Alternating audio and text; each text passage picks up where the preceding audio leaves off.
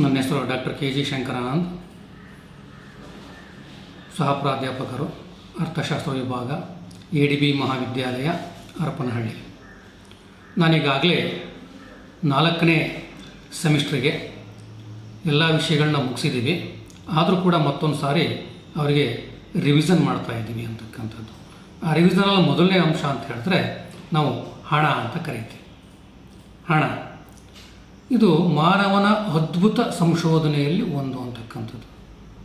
ಮಾನವನ ಅದ್ಭುತ ಸಂಶೋಧನೆಯಲ್ಲಿ ಒಂದು ಅಂತಕ್ಕಂಥದ್ದು. ಸ್ವಲ್ಪ ಆಲೋಚನೆ ಮಾಡಿ, ಹಣ ಇಲ್ಲದೆ ಇದ್ದರೆ ನಾವು ಜೀವನ ಮಾಡಲಿಕ್ಕೆ ಸಾಧ್ಯನಾ? ಪ್ರಪಂಚದ ಬಹುತೇಕ ರಾಷ್ಟ್ರಗಳು, 100ಕ್ಕೆ 100ರಷ್ಟು ರಾಷ್ಟ್ರಗಳು ಇವತ್ತು ಹಣವನ್ನು ಪ್ರಮುಖವಾಗಿ ಬಳಸ್ತಾ ಇರತಕ್ಕಂಥದ್ದನ್ನು ಕಾಣ್ತಾ ಇದ್ದೀವಿ. ಹಾಗಾದರೆ ಈ ಹಣ ಅಂತಕ್ಕಂಥದ್ದು ಅಸ್ತಿತ್ವಕ್ಕೆ ಬರತಕ್ಕಂಥ ಪೂರ್ವದಲ್ಲಿ ಮತ್ತು ಹಿಂದಿನ ಕಾಲದ ಜನರು ಹೇಗೆ ತಮ್ಮ ವಿನಿಮಯವನ್ನು ಮಾಡಿಕೊಳ್ತಾ ಇದ್ರು ಅಂತಕ್ಕಂಥದ್ದನ್ನು ಸ್ವಲ್ಪ ಮಟ್ಟಿಗೆ ಗಮನಿಸಬೇಕು. ಆ ಕಾಲದಿರ್ತಕ್ಕಂಥ ಜನರ ಆಸೆ ಆಕಾಂಕ್ಷೆಗಳು ಬಹಳಷ್ಟು ಕಡಿಮೆ ಇದ್ದವು ಅಂತಕ್ಕಂಥದ್ದು. ವಿನಿಮಯದ ಪ್ರಮಾಣ ಕೂಡ ಬಹಳ ಕಡಿಮೆ ಇದ್ದವು, ಜನಸಂಖ್ಯೆನೂ ಕೂಡ ಕಡಿಮೆ ಇತ್ತು. ಇಂತಹ ಸಂದರ್ಭದಲ್ಲಿ ಆಗಿನ ಕಾಲದಿರ್ತಕ್ಕಂಥ ಜನರು ಸಾಟಿ ವಿನಿಮಯ ಪದ್ಧತಿಯನ್ನು ಮಾಡಿಕೊಳ್ತಾ ಇದ್ರು ಅಂತಕ್ಕಂಥದ್ದು. ಹಾಗಾದರೆ ಸಾಟಿ ವಿನಿಮಯ ಪದ್ಧತಿ ಅಂದರೆ ಏನು ಅಂತ ಹೇಳಿದ್ರೆ, ವಸ್ತುಗಳಿಗೆ ಬದಲಾಗಿ ವಸ್ತುಗಳನ್ನು ವಿನಿಮಯ ಮಾಡಿಕೊಳ್ಳುವ ಪದ್ಧತಿಗೆ ಸಾಟಿ ವಿನಿಮಯ ಪದ್ಧತಿ ಎಂದು ಕರೆಯುತ್ತಾರೆ. ಮತ್ತೊಂದು ಸರಿ ಹೇಳ್ತೀನಿ ನೋಡಿ, ವಸ್ತುಗಳಿಗೆ ಬದಲಾಗಿ ವಸ್ತುಗಳನ್ನು ವಿನಿಮಯ ಮಾಡಿಕೊಳ್ಳುವ ಪದ್ಧತಿಗೆ ಸಾಟಿ ವಿನಿಮಯ ಪದ್ಧತಿ ಎಂದು ಕರೆಯುತ್ತಾರೆ ಆಗಿನ ಕಾಲದಲ್ಲಿ.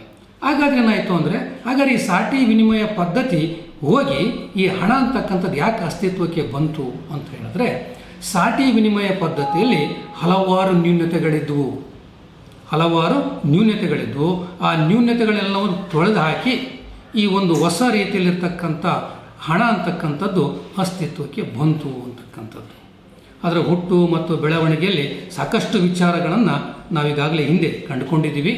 ಅದರ ಜೊತೆಗೆ ನಾವು ಪ್ರಮುಖವಾಗಿ ತಿಳ್ಕೊಳ್ಬೇಕು ಅಂತ ಹೇಳಿದ್ರೆ ಈ ಹಣ ಅಂದ್ರೇನು ಮತ್ತು ಹಣದ ಕಾರ್ಯಗಳೇನು ಅಂತಕ್ಕಂಥದ್ದನ್ನು ನಾವು ತಿಳ್ಕೊಳ್ಬೇಕಾಗಿದೆ.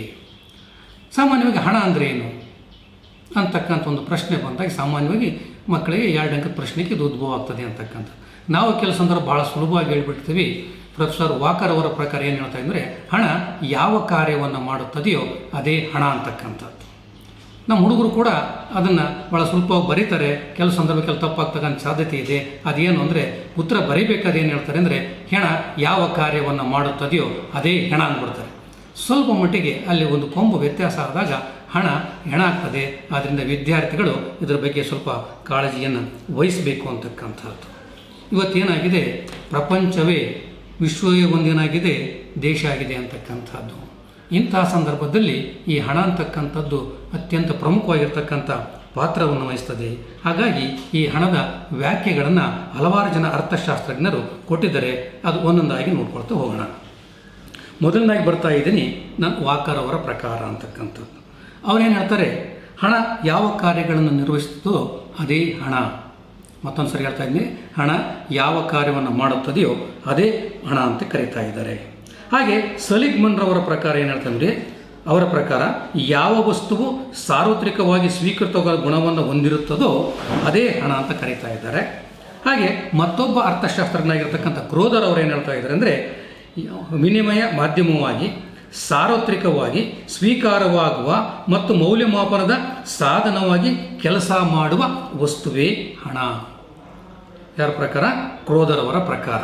ಒಟ್ಟಾರೆಯಾಗಿ ಈ ಎಲ್ಲ ವ್ಯಾಖ್ಯೆಗಳನ್ನು ತೆಗೆದುಕೊಂಡಾಗ ನಮಗೆ ಗೊತ್ತಾಗ್ತಕ್ಕಂಥದ್ದು ಏನು ಅಂದರೆ, ಹಣ ವಿನಿಮಯ ಮಾಧ್ಯಮವಾಗಿ ಕೆಲಸ ಮಾಡಬೇಕು, ಸರ್ವರಿಂದಲೂ ಕೂಡ ಸ್ವೀಕರಿಸ್ತಾ ಇರಬೇಕು ಮತ್ತು ಮೌಲ್ಯಮಾಪನದ ಸಾಧನವಾಗಿ ಕೂಡ ಕಾರ್ಯವನ್ನು ನಿರ್ವಹಣೆ ಮಾಡಬೇಕು ಅಂತಕ್ಕಂಥದ್ದನ್ನೇ ಹಣ ಅಂತ ಕರೀತಾರೆ. ಹಾಗಾದರೆ ಈ ಹಣದ ಕಾರ್ಯಗಳೇನು? ಸಾಮಾನ್ಯವಾಗಿ ಹಣದ ಕಾರ್ಯಗಳನ್ನು ನಾವು ಪ್ರಮುಖವಾಗಿ 3 ಭಾಗಗಳಾಗಿ ಮಾಡ್ತಾ ಇದ್ದೀವಿ. ಅದರಲ್ಲಿ ಒಂದನೇದು ಪ್ರಾಥಮಿಕ ಕಾರ್ಯಗಳು, ಎರಡನೇದು ದ್ವಿತೀಯ ಕಾರ್ಯಗಳು, ಮೂರನೇದು ಇತರೆ ಕಾರ್ಯಗಳು ಅಂತ ಕರೀತಾ ಇದ್ದೀವಿ. ಸೊ ಪ್ರಾಥಮಿಕ ಕಾರ್ಯ, ದ್ವಿತೀಯ ಕಾರ್ಯ ಮತ್ತು ಇತರ ಕಾರ್ಯಗಳು ಅಂತೇಳಿ ಕರೀತಾ ಇದ್ದೀವಿ. ಪ್ರಾಥಮಿಕ ಕಾರ್ಯಗಳಲ್ಲಿ ಪ್ರಮುಖವಾಗಿ 2 ಅಂಶಗಳನ್ನ ನಾವು ನೋಡ್ಬೋದು. ಯಾವುದು ಅಂತ ಹೇಳಿದ್ರೆ ವಿನಿಮಯ ಮಾಧ್ಯಮ ಅಂತ ಕರೀತಾ ಇದ್ದೀವಿ. ಸೊ ವಿನಿಮಯ ಮಾಧ್ಯಮ ಅಂದ್ರೇನು?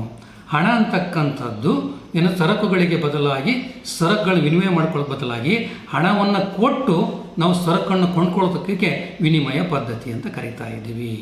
ಇದು ನಿಮಗೆ ಉದಾಹರಣೆ ಹೇಳಬೇಕು ಅಂದರೆ ನಿಮ್ಮಲ್ಲಿರ್ತಕ್ಕಂಥ 5 ರೂಪಾಯಿನ ಕೊಟ್ಟು ಒಂದು ಪೆನ್ ತೆಗೆದುಕೊಳ್ತೀರಿ, ಪೆನ್ಗೆ ಏನಾಗುತ್ತೆ, ಹಣ ವಿನಿಮಯವಾಗುತ್ತೆ.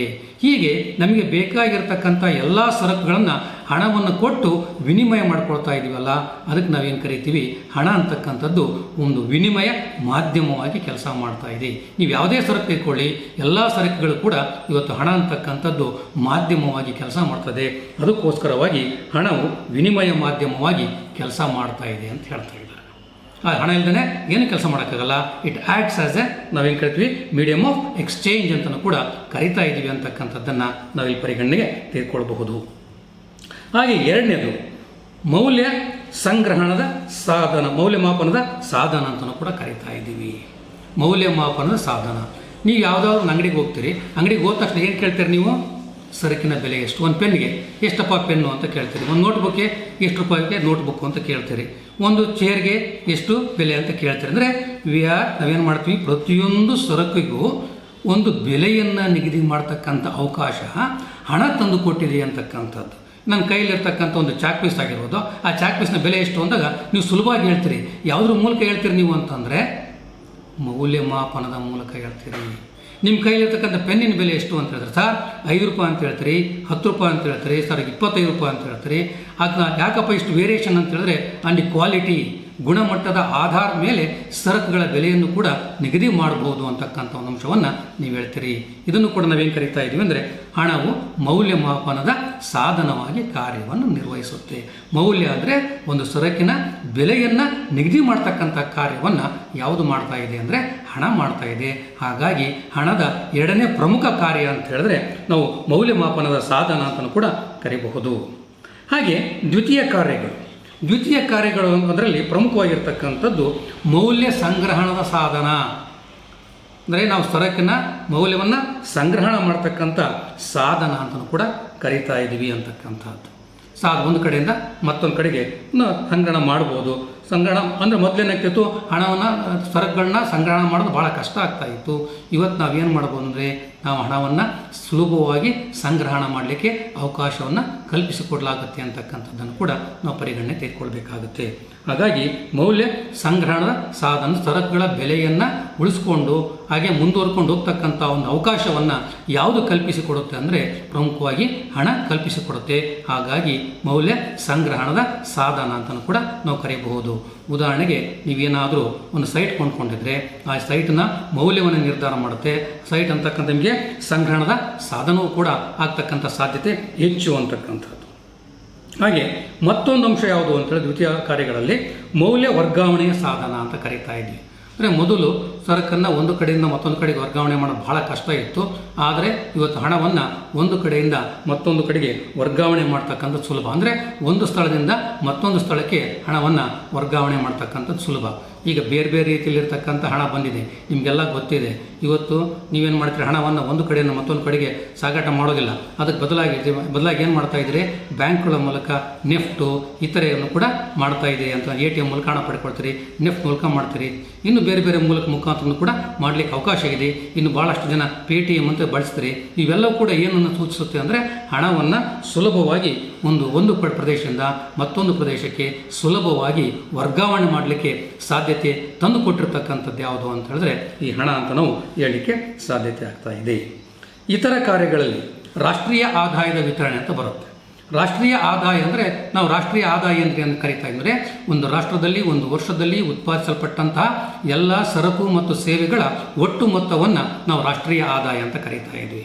ಸೊ ಈ ರಾಷ್ಟ್ರೀಯ ಆದಾಯ ಎಲ್ಲಿ ಹಂಚೋಗುತ್ತೆ ಅಂತ ಹೇಳಿದ್ರೆ, ನಾವು ಉತ್ಪಾದನೆ ಮಾಡ್ತಕ್ಕಂಥ ಸರಕುಗಳಿದೆಯಲ್ಲ, ಆ ಸರಕುಗಳ ಉತ್ಪಾದನೆ ಮಾಡಬೇಕು ಅಂದರೆ 4 ಉತ್ಪಾದನಾಂಗಗಳು ಬರ್ತವೆ: ಭೂಮಿ, ಶ್ರಮ, ಬಂಡವಾಳ ಮತ್ತು ಸಂಘಟನೆ ಅಂತೇಳಿ.